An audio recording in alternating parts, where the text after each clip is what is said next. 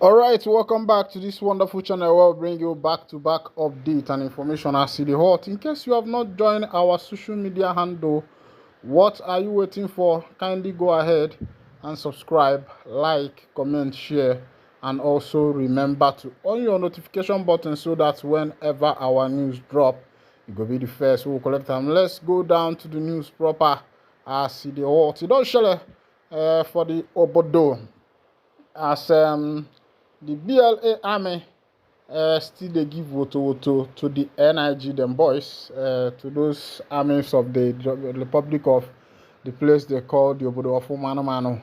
Most people, when we drop the info here, some people are asking, where are you getting the information? Post the picture, post the video. Some of these things, the NIG army will never accept their casualties because they don't want you to feel that they are very weak. They don't want you to feel that they don't have the strength to combat with the men of the BLA. They don't want you to know how the BLA is dealing with them. They always conceal it. They don't show you what is happening. Even their casualties between the BH, the ISWAP, they don't show it. It is if you go now to their intensive unit, you will see a lot of casualties there. And if you ask people who are close by them, people who have relatives that are in the military, that's when you will know what is happening. It is part of the secrecy so that other people will be joining the military. They wouldn't want to tell you how much loss they have incurred. They wouldn't want to tell you how much people they have lost. They wouldn't want to tell you the dangers so that you will not be afraid of joining them.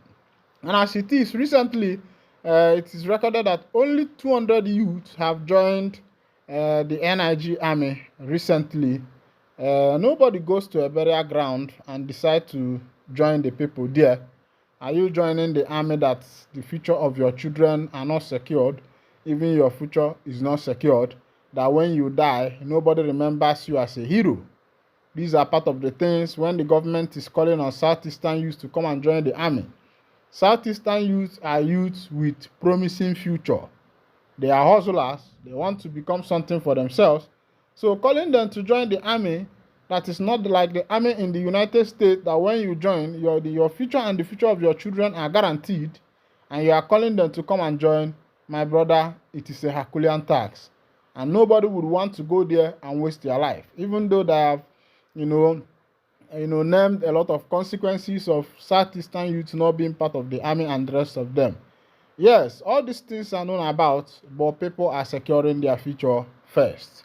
All right, scores injured in Gombe.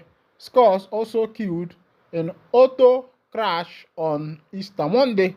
At least 20 people, mostly children and youths, lost their lives in a tragic road accident that occurred on Easter Monday in Biliri, the headquarters of Biliri local government area in Gombe State.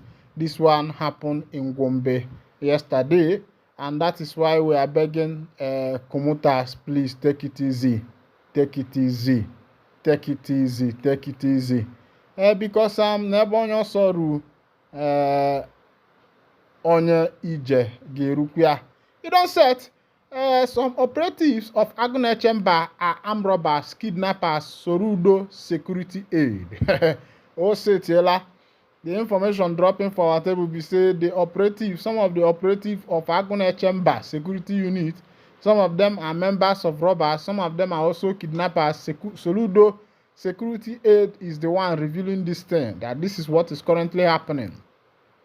It's not about giving people guns. It's about proper training. It's about proper scrutiny. It's about making sure that these people are doing what you send them to do. Let's go down to that information. The special advisor to Governor Chukwuma Soludo on community security, Chief Ken Emekai, has lamented the alleged infiltration of criminally minded people into the state's newly established Agunechemba security outfit. Reacting to reports that some operatives of the Agunechemba are now extorting people using guns, Emeka said that every member of the outfit will be properly verified to fish out the bad ones in the system. He also warned about the improper conduct of some of the operatives who act as if they were above the law. adding that a situation whereby they extort people they are expected to protect is unacceptable.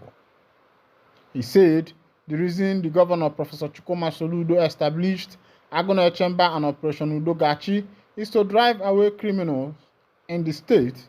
It is not for the operative to start tormenting people they are expected to protect. We have found out that some of the people who, as Agona Chamber during the day, became kidnappers and armed robbers at night. Some of the operatives claim they have not been paid, and that is because they have refused to present themselves for verification as required by law. They have been dodging from this verification exercise since January. Those who want to be paid should go for profiling to enable us know if they are actually members of Agona Chamber and to ensure that they do not have questionable character. Very soon, anybody who claims to be a security operative in any community in Anambra State without subjecting himself to a profiling process will be treated like a criminal because such a person has something to hide.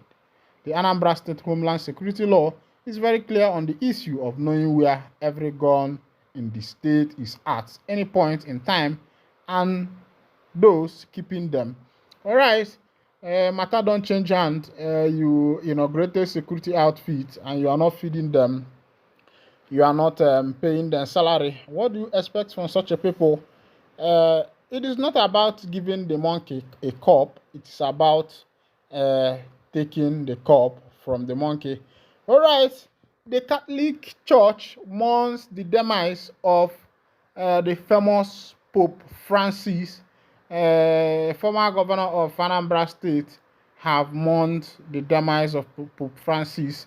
When news broke of the passing of His Holiness Pope Francis, the world paused in reverence, mourning a man whose papacy redefined the essence of humility, love, and inclusion in the Catholic Church.